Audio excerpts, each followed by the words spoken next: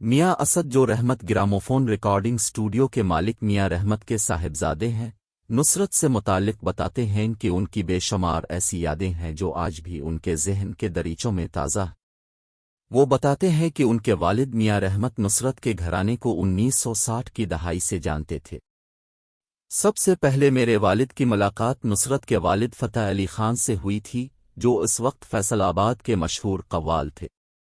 وہ بتاتے ہیں کہ نصرت سے میرے والد کی شناسائی تو ان کے بچپن سے ہی تھی، مگر 70 کی دہائی میں جب انہوں نے باضابطہ طور پر اپنے چچا استاد مبارک کے انتقال کے بعد اپنے قوال گھرانے کی سربراہی سنبھالی تو میرے والد نے نصرت کو بطور فنکار نوٹس کرنا شروع کیا۔